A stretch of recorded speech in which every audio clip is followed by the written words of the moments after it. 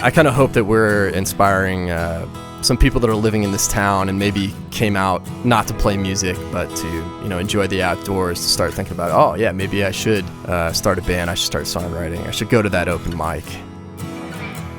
Hello, I'm Emmy DeGrappa. Each week, we bring you stories asking our guests the question, why? We learn about their passion, why they do what they do, why should we care, and what can we learn? What better place to explore the human landscape than from the state known for its incredible landscapes, Wyoming? And what better organization than Wyoming Humanities? Serving our state for over 45 years, we share stories, ideas, and wisdom about the human experience. This is What's Your Why?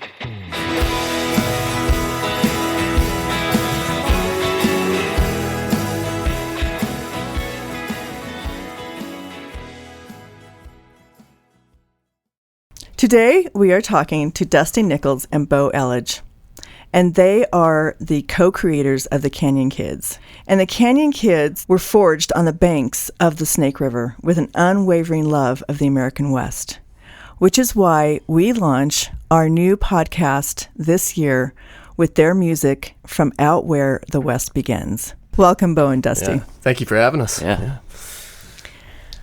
I want to ask first, because I really love the music that you created out where the West begins, and I wanted to know, where did that inspiration come from? Yeah, why don't you talk about this book of poetry that we found, Bo? Dusty and I hadn't really been writing very many lyrics for a while, and my mom had given me this book of poems, Best Love Poems of the American People, which is what our sophomore album is entitled. And she gave me this book, I guess, maybe when I was moving out here. Or I think she might have given it to me in 2010, but I didn't really pick it up and go flip through it for a while. It just sort of sat on the bookshelf, and I was flipping through it, and I was like, man, all these are awesome songs. Because that's essentially what songwriting is poetry, kind of. And basically, we just started turning all of those poems into Canyon Kids songs, and that Out Where the West Begins was originally a poem published in 1917 by Arthur Chapman. Okay.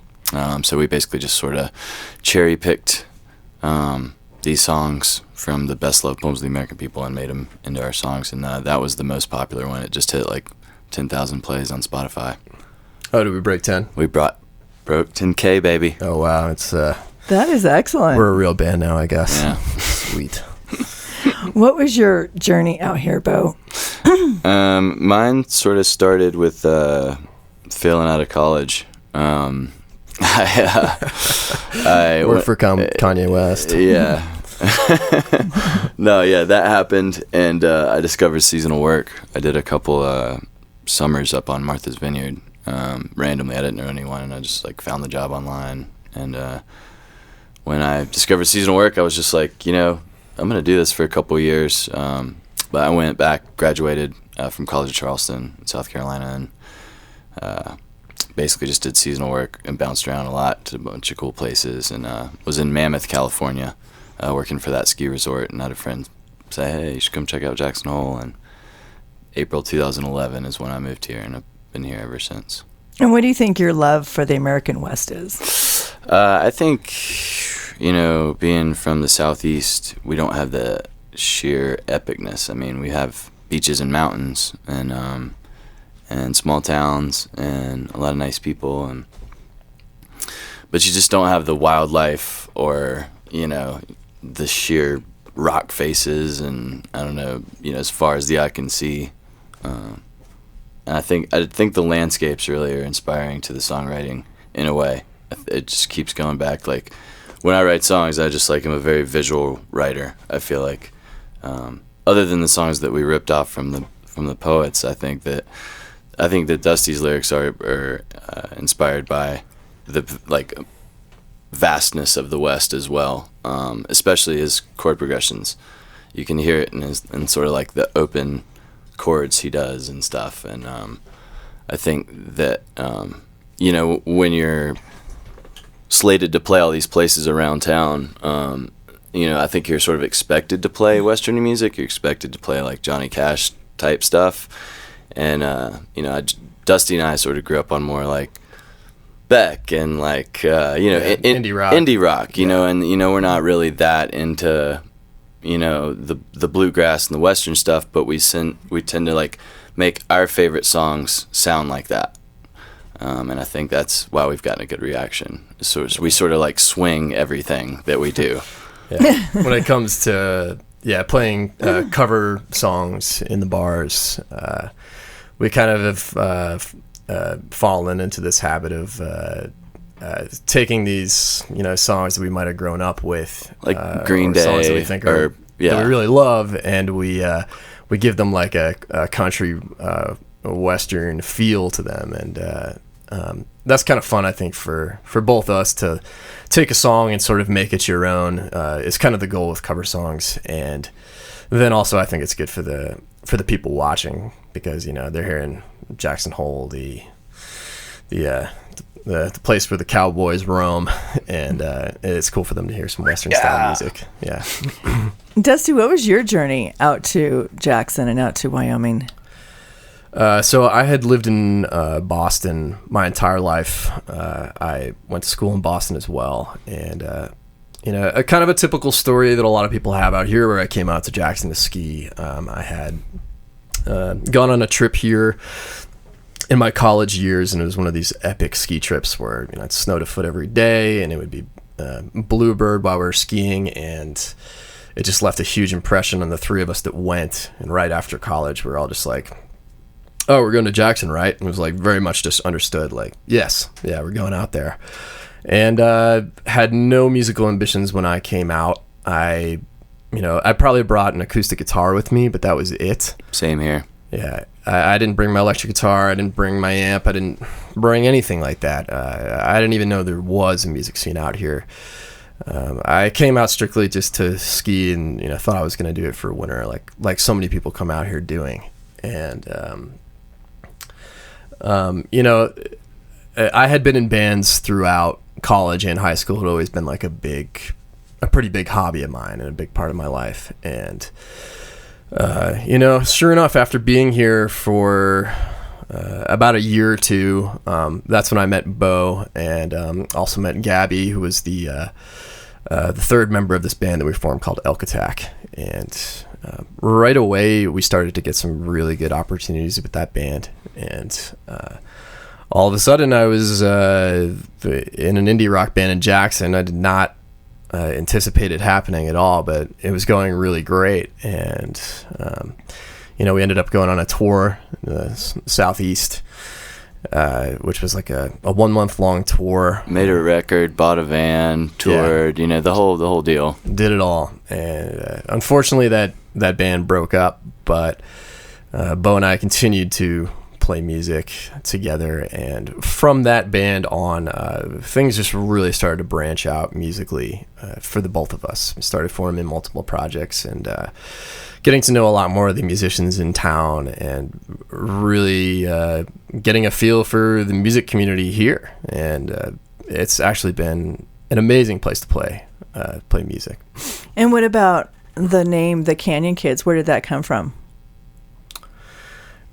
So Bo and I had a job together in the Snake River Canyon. We worked for a whitewater photo company. Oh, Snake River Photo. Yeah.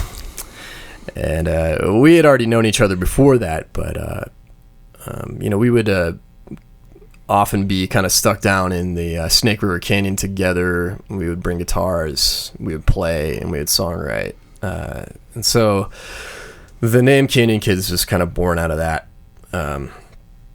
At the time, the bassist and drummer were whitewater guides. So essentially, we would take pictures of them bringing tourists through the whitewater section, and they'd be like, "Hey, you should come to our Canyon Kids show tonight." And so all the core four members, sort of the full band arrangement, we all were just in the whitewater section like all day, every day, and then we just play music at night. So it really was on the banks of the Snake River. Yeah, so it's a bunch of kids on the river, just Canyon Kids. Have you traveled throughout Wyoming?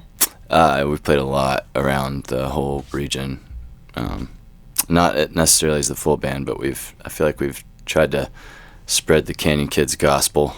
Yeah, we get around a little bit. Like Lander, for instance, is kind of our home away from home as far as playing music goes. We just came back from their Lander Live.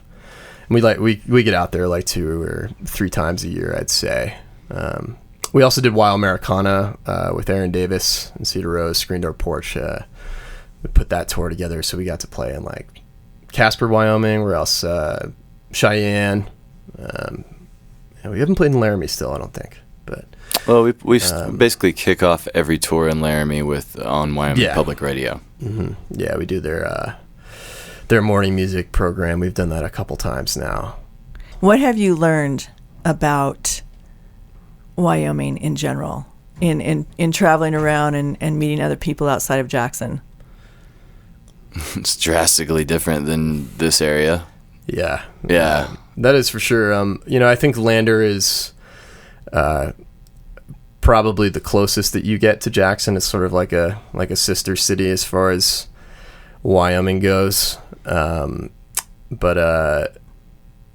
Jackson is it's a very different kind of place compared to the rest of the Wyoming. And we definitely like understand that, Mm-hmm. It's sort of like this super rich place. It has so much natural beauty. The tourism scene is overwhelming. It's this kind of like this microcosm of Wyoming, but it's cool to get out of Jackson and see, how different the rest of Wyoming is. And there's so many cool places as well throughout the state that we've gotten to see, and driving through the state and just seeing all that Wyoming has to offer it's really cool. I think actually one of the funnest times I've had playing music was in Cheyenne. Yeah, that was bizarre. It was just like that scene in Back to the Future where he's on the hoverboard around that square. Like, that's the square in Cheyenne, I swear. I bet they filmed it there. You go back to like 1950. Yeah. It's like all these old cars and stuff too. It's this old school feel, and we played in this theater. I think it was called the Atlas Theater. Yeah. And it was just this super old theater. People actually like bought tickets to the show and came and sat down in their seats and were like, we are here for entertainment, which is like different for us, where like we're playing for like an hour and a half, and like it takes people forever to get in the room, and for the most part it's like kind of like a young partying scene, or we're playing for tourists, which there's nothing wrong with that, but it was just really it was kind of cool to like be like playing in front of like paying patrons that are sitting in their seats in this old theater. That was really cool. And then also we went like ghost hunting underneath the stage. So these like catacombs below this, there's that historic hotel too. Yeah, that hotel was really cool. The Plains Hotel. Yeah, it had like that one of those like really old elevators that you like has the door and everything. And is this gonna make it up to? We ended up playing music. We ended up playing Rocket Man in the lobby piano in the Plains at like 2 a.m. after many Jameson shots. Yeah. Oh, that sounds fun. Yeah, that was a really fun time. I liked Cheyenne a lot. That's a good memory. Yeah. Mm-hmm. What's your artistic vision for the Canyon Kids now? So we've made 3 full-length albums with this band, incorporating pretty much every musician in town that we know of. And I feel like we've reached this point where like, man, making albums is really tedious, really expensive, and we've just sort of started recording these, Canyon Kids versions of these other songs. Basically, we're doing our first recorded cover songs, and we've recorded Crosby, Stills, Nash Young, Helplessly Hoping, and Green Day's Basket Case so far. But I think that's going to help, people that haven't heard Canyon Kids. It's going to like ease them into our whole back category of 3 albums that, maybe you haven't heard yet. Yeah. So what do you describe, what's your genre of music? I'd say like Americana, folk. Folk rock. Folk rock, yeah. Indie rock, Americana, whatever you want to go with. But yeah, it's definitely in this, I would say that like aesthetically, like kind of what we're going for is like something similar to what My Morning Jacket does, or Wilco. These are bands that we grew up listening to and really look up to. We're trying to bring a sound like that to the Wyoming scene, into the Jackson scene. We don't have any plans right now to record another record, although Bo and I are still continuing to do a lot of songwriting, so we usually know where that leads. we have like 5 new songs right now, so hopefully we do put those down at some point, because I think they're some of the best stuff we've made so far. So hopefully it gets put down at some point. But it is, like I said, it's expensive and tedious and time consuming, and there's a lot of moving parts to making an album, and it's fun. I love it. Oh, it's my favorite thing ever. Yeah. It's just like, it is a huge undertaking. And people don't really realize. Have to make money. Just make another record. It's like, and you still have to gig to make the money to pay for it. And either that, or you have to find a way to find the funding for it. And we've done that for our past records, and it's kind of hard to keep asking for that funding sometimes, when you've already done it 3 times. So, but maybe it's out there. If anyone out there wants to fund the next Canyon Kids album, canyonkidsmusic@gmail.com. Okay, that was a good plug right there. Good job. I would love to know how you take words, create, like what you said, music is like poetry, and hear the music to those words. Like, where does that inspiration come from? Because you can see a lot of words on a piece of paper, but when do you hear the music that kind of matches and merges together? Right.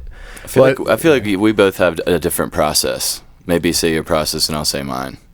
Yeah, sure. Yeah, I think what you're hinting at is like, what is the songwriting process for us? And the way that I typically work is my brain hears the music first before it does the words. Like, I love just sitting down, playing guitar, and coming up with cool chord progressions that I think sound interesting or unique. And the words usually come after for me.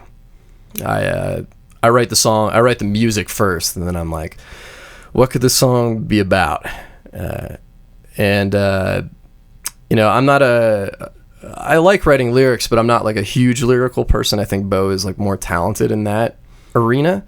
So often what will happen is I'll write a chord progression, and I'll hand it off to Bo, and I'll be like, hey, do you have any cool words that you think you could put to this? And he usually does. And it sort of works vice versa too, I think, where Bo will have like the loose idea of a song, and he'll have a really good idea of what the lyrics want to be, and he brings it to me, and I'm like, oh, well, actually, like, I have some like musical ideas for this. So we'll kind of like puzzle piece the songs together. And I think those end up being our best songs. I'll let you talk about your process too. 100%. Like, I agree with Dusty. It's like, I can try and write a song and just be like, all right, this is the exact way I want it to be. I demoed it. This is exactly how I want it to sound. But like, I think, you don't really ever get any good results in music unless you're like just crazy savant like Andrew Bird or something. You'd never get it by yourself. And I think collaboration is the most important thing you can do in music, because teamwork makes the dream work. You can be a savant and still, you got to have somebody to support you, like Jimi Hendrix band.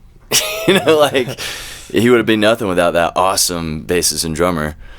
So I don't know. I think that my process has really improved through working with someone else. Like Dusty said, I usually have a really rudimentary or like simple idea that he brings complexity to, or he has really complex ideas that I sort of simplify. Yeah. A lot of times, it's kind of a give and take. Yeah, exactly. And it's just a good teamwork in that way, that because he usually has way complicated stuff and I usually have way simple stuff, and it's sort of a balance of both when we work together on a song. And what makes you blood brothers? No, You mentioned that. I think Issa, in your bio as well. Who said that? Issa wrote our, like blood brothers, like where you cut each other's hands and go like that, like in the movies. I think that's what she was hinting at. We should probably do that then. Yeah, we should probably actually do that. Okay.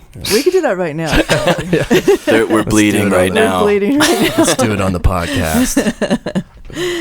My last question for you both is, what do you want to be your inspiration to the younger generation? Well, that's a good question.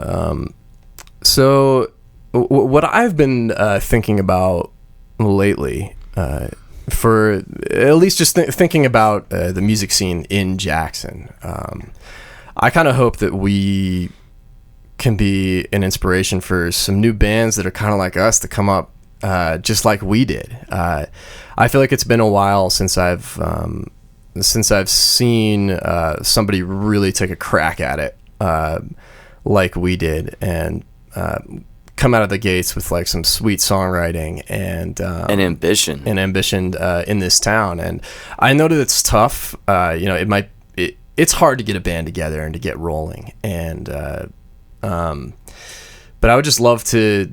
I would love for our band to be like an inspiration to a group of kids that are the age that I was when I moved here. Around like sort 22, of Screen Door Porch was to us. Yeah, exactly. Yeah, like we would see like Screen Door Porch and we're like, being an original songwriter and an original band in this town is like viable. You can really do it. We saw stuff like that and we're like, wow, let's do this too. And looked up to them and looked at their model of touring and everything like that. I kind of hope that we're inspiring, some people that are living in this town and maybe came out not to play music, but to, enjoy the outdoors, to start thinking about, oh yeah, maybe I should start a band. I should start songwriting. I should go to that open mic. We started playing open mics in farmers markets, the Hootenanny. That's how we started. Yeah, we just came to town and started doing it, like anybody can. Mm-hmm. We're just a couple jabrones. Okay, what does that mean? I gotta explain that to the I don't even know if it's worth explaining. Yeah, it's not a racial slur, though. No, okay, it's jabronis, like The Rock would say back in WWF. Yeah, you know what that actually means? What? Do you know what that term means? No, I don't. So I looked this up on Wikipedia, sadly. We say jabronis a lot. It is his way of saying the word jobber, which is like in the wrestling community, it was like a total diss if you called somebody a jobber, because they were basically just one of those guys that would show up in the ring and get his butt kicked in the ring, and then would be gone. He was the guy that got beat up by the Stars. Yeah, okay. Is a jobber. So he would the jobber somehow turned into jabroni, with his Italian way of things. That's beautiful. But it is kind of funny to think about. It's because we are kind of like jobbers. Yep. We gig 4 or 5 times a week, and but usually background music. Through being a jobber or a jabroni, you actually get really good at your craft. I mean, I think that Bo and I are probably creeping up on 10,000 hours right now. Mm-hmm. And that's what the Beatles did. That's how they got so tight as a band. Or whatever you do, once you hit that 10,000 hour benchmark, that's supposedly when you start to become a master at your craft. Yeah. Okay. That was a really long-winded way of explaining what a jabroni is. No, but so educational. Jabroni is the best diss ever, though. Even Bo learned something just now. I did. So I think that's a great way to end this podcast. Thank you for being here. Yeah, you bet. Absolutely. Thanks for having us, Amy. Yeah, thanks.